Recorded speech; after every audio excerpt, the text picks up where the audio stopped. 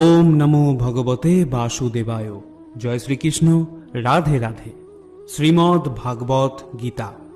ओम नमो धर्माय महते नमो कृष्णाय विधुषि ब्राह्मणेभ्यो नमस्कृत्य धर्मनवक्षि सनातनम नारायणं नमस्कृत्य नरं चैव नरोत्तमं देवीं सरस्वतीं चैव ततो जयमुदीरयेत्।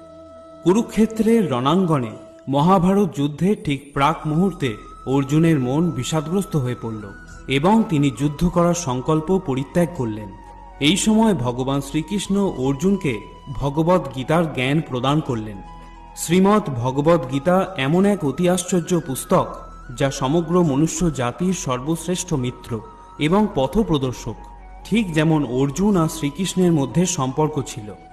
ব্যবহারিক এবং বাস্তব জীবনের প্রেক্ষাপটে যদি বলি, তাহলে এই গীতার জ্ঞান এতই মহত্বপূর্ণ, সুবিশাল এবং সরল। हे मृत्यु के देवता यमराज, मुझे बिना मृत्यु के यमलोक में प्रवेश करने की आज्ञा दे। যে এই জ্ঞান লাভ করলে আর কোনো বৈদিক সাহিত্য পড়ার প্রয়োজন হয় না। যদি আপনি এটা অনুভব করতে পারেন যে বাস্তবে আমি হলাম একটি আত্মা আর শরীর একটি আবরণ মাত্র, তাহলে আপনি নিজেকে ভগবত গীতার প্রত্যেকটি কথাকে বিশ্বাস করা থেকে আটকাতে পারবেন না। আমরা প্রত্যেকেই হলাম এক একটি আত্মাস্বরূপ, যা পরমাত্মারই অংশ। আর এই সংসার হলো একটি কারাগৃহের মতো, যেখানে আমরা আমাদের অপরাধের শাস্তি ভোগ করার জন্যই জন্মগ্রহণ করে থাকি। আমরা যে মহামূল্য মনুষ্য জীবন লাভ করেছি, এটা আমাদের জন্য একটা সুযোগ বা পরীক্ষা, যাতে আমরা আমাদের অপরাধের প্রায়শ্চিত্ত করতে পারি। আর ভগবত গীতা হলো সেই পুস্তক যাকে আধার করে আমরা জীবনরূপী পরীক্ষায় উত্তীর্ণ হতে পারি। গীতায় ভগবান শ্রীকৃষ্ণ যে পথ আমাদের দেখিয়েছেন, তাকে অনুসরণ করলে আমরা এই জীবন মৃত্যু চক্র থেকে মুক্ত হতে পারি। কিন্তু কলিযুগের অগ্রসর হওয়ার সাথে সাথে মানুষ আরও নিম্নতর স্তরে নেমে যাচ্ছে। কলিযুগের আধুনিকীকরণের প্রভাবে সনাতন ধর্মের মাহাত্ম্য, ঈশ্বরের অস্তিত্বের উপর বিশ্বাস এবং ধর্মীয় সংস্কৃতি ক্রমশ নষ্ট হয়ে যাচ্ছে। ভগবত ভক্তির এমন জ্ঞান মানুষের থেকে ক্রমশ দূরে সরে যাচ্ছে। এটা হলো সেই কলিযুগ যেখানে পাপ নিজের আধিপত্য বিস্তার করছে। নিজের স্বার্থ পূরণের জন্য লোক যে কোনো সীমায় নেমে যেতে পারে। ভাই নিজের ভাইকে হত্যা করতেও সংকোচ করে না। মাতা পিতার জন্য সম্মানও কোথাও যেন হারিয়ে গেছে। ধন উপার্জনের জন্য মনুষ্য তার বাস্তবিক অস্তিত্বকেই ভুলে গেছে। সে মনে করে ধন উপার্জন করে ধনী হওয়া এবং ক্ষমতা লাভ করা মনুষ্য জীবনের মূল উদ্দেশ্য। এই ঘোর পাপের যুগে ভগবত গীতা আমাদের সঠিক পথে চলতে শেখায়। কলিযুগে এরকম পরিস্থিতি হবে জেনেই ভগবান শ্রীকৃষ্ণ 5000 বছর পূর্বে মানুষের হিতার্থে ভগবত গীতার জ্ঞান প্রদান করেছিলেন। যে ব্যক্তি কলিযুগেও ভগবানের দেওয়া উপদেশ পালন করে, সেই ব্যক্তি ভগবত ধামে যাওয়ার পথে অগ্রসর হয়। 18টি অধ্যায় এবং 700 শ্লোকের মাধ্যমে ভগবান শ্রীকৃষ্ণ জীবনের এমন সব রহস্য বর্ণনা করেছেন, যা জানার পর মনুষ্য এতই প্রসন্ন ও সন্তুষ্ট হয় যে সেই আনন্দ সংসারের আর কোনো কিছুতেই পাওয়া যায় না। ভগবানকে কিভাবে পাওয়া যাবে সেই কথাও ভগবত গীতায় বলা হয়েছে। যে মহা জ্ঞান আমাদের থেকে ক্রমশ দূরে সরে যাচ্ছে, তাকে পুনরায় আপনাদের সামনে তুলে ধরার জন্য ভগবত গীতার সার কথা আমি বলতে চলেছি। ভগবত গীতার সমস্ত মহত্বপূর্ণ তথ্য এই ভিডিওর মাধ্যমে উপস্থাপন করা হবে। যদি এই পুস্তককে আপনি সর্বতোভাবে জানতে চান, তাহলে এই ভিডিওটি সম্পূর্ণ দেখুন। আত্মা এবং পরমাত্মার মধ্যে সম্পর্ক কি? জীবনের মূল উদ্দেশ্য কি? মানুষ সংসারে কেন জন্মগ্রহণ করে? এমন কি আছে ভগবত গীতায় যা মানুষকে ভগবানের সাথে সংযোগ করিয়ে দেয় এবং জীবন ও মৃত্যু চক্র থেকে মুক্তি প্রদান করে? আসুন জেনে নিই এই ভিডিওর মাধ্যমে। ভগবত গীতার অন্তিম শ্লোকে সঞ্জয় বলেছিলেন, যত্রা যোগেশ্বর কৃষ্ণ যত্র পার্থ ধনুর্ধর তত্র শ্রী বিজয় ভ্রতির ধ্রুবার নীতির মতির্মম। যেখানে ভগবান শ্রীকৃষ্ণ আছেন এবং গান্ডীবধারী অর্জুন আছেন, সেই স্থানে শ্রী, বিভূতি, বিজয় এবং নীতি বিরাজ করে। মহাভারতে ভগবান শ্রীকৃষ্ণ ধর্মশিক্ষা দিতে গিয়ে অর্জুনকে যখন তার ভাইদেরই হত্যা করতে বললেন, তখন অর্জুন কিংকর্তব্য বিমূঢ় হয়ে গেলেন। তিনি স্থির করলেন তিনি আর যুদ্ধ করবেন না। তিনি বললেন, আমার প্রাণের থেকেও প্রিয় ভাইদের, আত্মীয় পরিজনদের আমি কিভাবে হত্যা করব? তখন ভগবান শ্রীকৃষ্ণ জীবনের বাস্তবিকতা ও ধর্মের সঠিক অর্থ তাকে বোঝালেন এবং অর্জুনকে নিজের বাস্তবিক রূপও দেখালেন। সেই মহাবিশ্বরূপ দেখে অর্জুনের জ্ঞানচক্ষু খুলে গেল। তিনি ভগবান শ্রীকৃষ্ণকে বললেন, হে পরমাত্মা যোগী, আমি তোমাকে কিভাবে চিন্তা করব, তোমাকে কিভাবে জানতে পারব, আমি তোমাকে কোন কোন রূপে স্মরণ করব, তা দয়া করে আমাকে বলো। তখন ভগবান শ্রীকৃষ্ণ তার সবথেকে মুখ্য বৈভব রূপের বর্ণনা করলেন। ভগবান বললেন, হে সখা অর্জুন, আমি সমস্ত জীবের হৃদয়ে বিরাজমান পরমাত্মা স্বরূপ। আমি সমগ্র জীবজগতের আদি, মধ্য এবং অন্ত। আদিত্যদের মধ্যে আমি বিষ্ণু, জ্যোতিষ্কদের মধ্যে আমি কিরণশালী সূর্য, মরুদ্দের মধ্যে আমি মরীচি, নক্ষত্রদের মধ্যে আমি চন্দ্র, সমস্ত বেদের মধ্যে আমি সামবেদ, সমস্ত দেবতাদের মধ্যে আমি ইন্দ্র, সমস্ত ইন্দ্রিয়ের মধ্যে আমি মন, সমস্ত প্রাণীদের মধ্যে আমি চেতনা, রুদ্রদের মধ্যে আমি শিব, যক্ষ ও রাক্ষসদের মধ্যে আমি কুবের, বসুদের মধ্যে আমি অগ্নি, পর্বতদের মধ্যে আমি সুমেরু।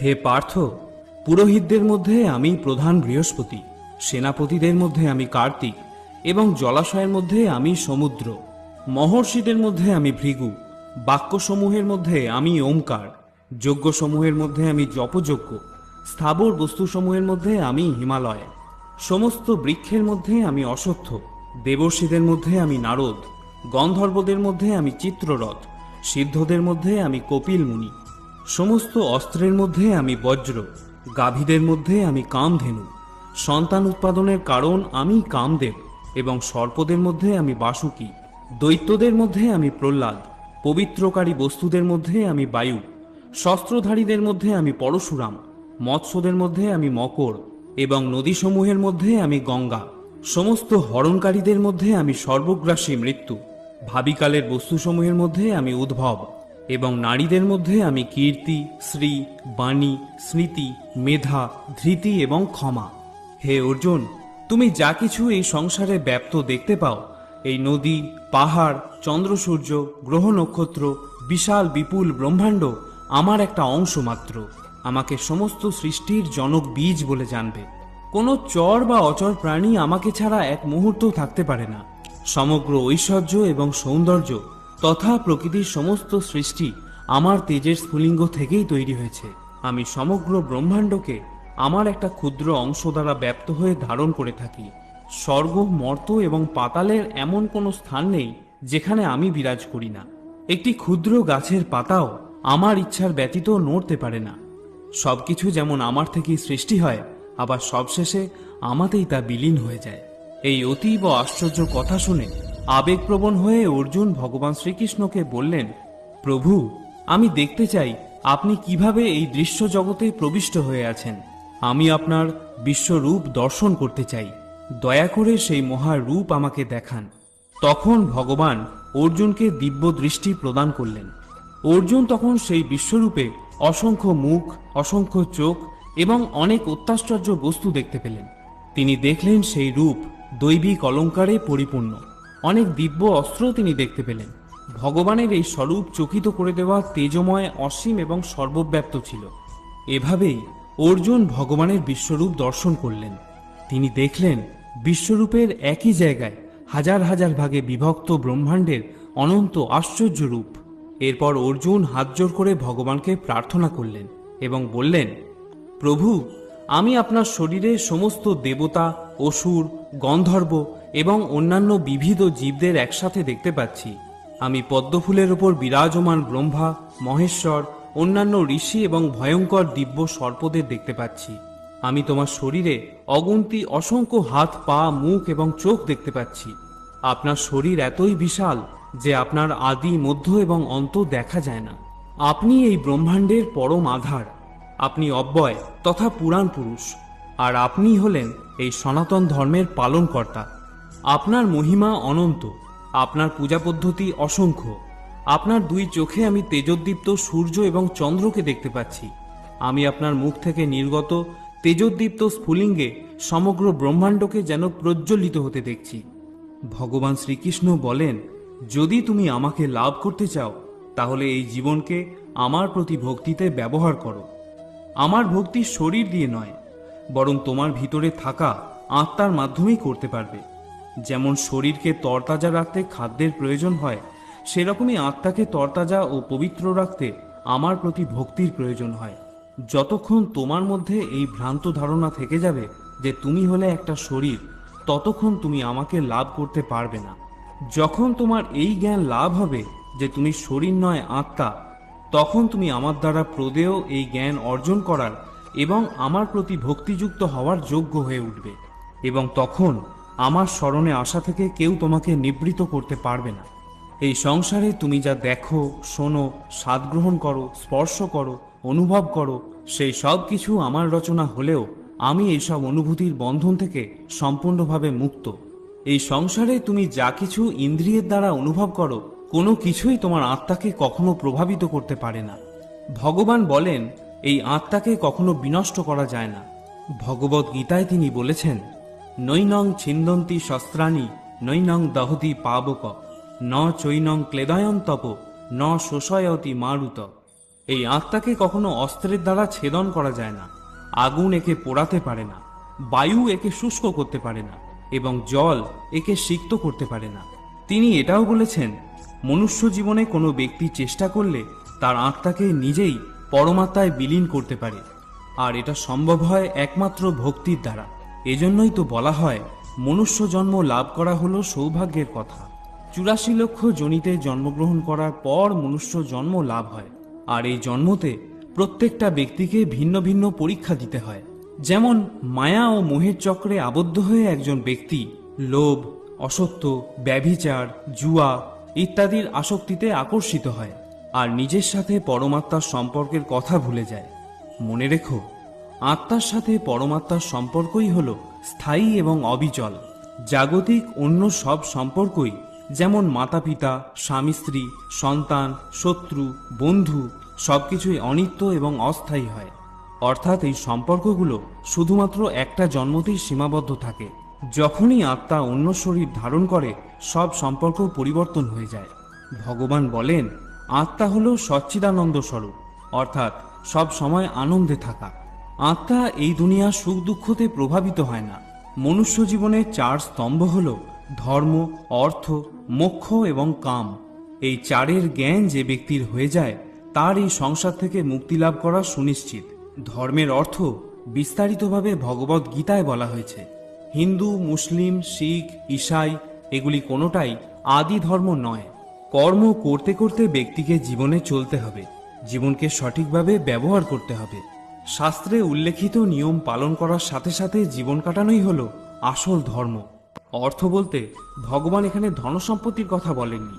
এই সংসারে আত্মা তার নিজের অস্তিত্বকে বোঝার কথা তিনি বলেছেন, অর্থাৎ নিজেকে জানতে পারা বা জানতে চাওয়া।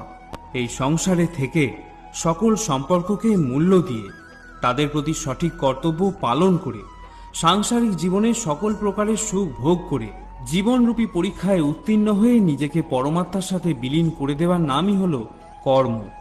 3য় স্তম্ভ হল কাম। ভগবান শ্রীকৃষ্ণ গীতায় বলেছেন, প্রত্যেক মানুষ কাম, ক্রোধ, লোভ, লালসা, অহংকার, মোহ এবং হিংসার দ্বারা পীড়িত।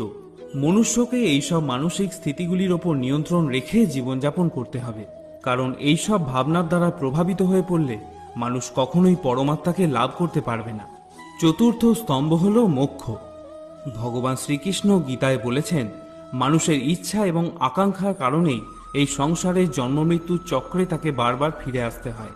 যদি কোনো ব্যক্তি লোভ, ইচ্ছা, আমিত্বকে ত্যাগ করে সাধারণ জীবনযাপন করে আর সমস্ত নিয়ম পালন করতে করতে সবশেষে আমাতেই লীন হয়ে যায়, তাহলে তার মোক্ষ প্রাপ্তি অবশ্যই ঘটবে। কিন্তু তার আগে আত্মাকে তার পাপ এবং পুণ্যের ভিত্তিতে স্বর্গ এবং নরক ভোগ করতে হয়। যদি কোনো আত্মা স্বর্গের প্রতি আসক্ত হয়ে পড়ে, সেখানকার বৈভব ও ঐশ্বর্য দেখে বিচলিত হয়ে পড়ে, তাহলে তাকে সেখানেই থাকতে হয়, আর সেই জন্মে তার জন্য মোক্ষের দরজা বন্ধ হয়ে যায়। পুনরায় মুক্তি পাওয়ার জন্য আত্মাকে নতুন শরীর ধারণ করে পুনরায় প্রয়াস করতে হয়। যেখানে লোভ বা আকাঙ্ক্ষার জন্ম হয়ে যায়, সেখানেই এই প্রচেষ্টা ব্যর্থ হয়ে যায়। তখন পুনরায় জন্মগ্রহণ করে পরমাত্মাকে লাভ করার পথে সন্ধান করতে হয়। তাহলে আসুন বন্ধুরা, ভগবদ গীতা জীবনের যেসব রহস্যকে বর্ণনা করে, সেগুলিকে যথাযথভাবে বুঝে জীবন সার্থক করি। যদি আপনার ভগবদ গীতার সার কথার এই আলোচনা ভালো লাগে, তাহলে ভিডিওটি সবার সাথে শেয়ার করুন, যাতে এই সংসারে উপস্থিত সকল আত্মা নিজের বাস্তবিকতাকে অনুধাবন করে পরমাত্মাকে লাভ করার প্রচেষ্টায় লিপ্ত হয়ে পড়ে আর জীবন মৃত্যুর এই চক্র থেকে মুক্ত হয়ে সর্বদাই ভগবানের কাছে থাকার আনন্দ লাভ করতে পারে।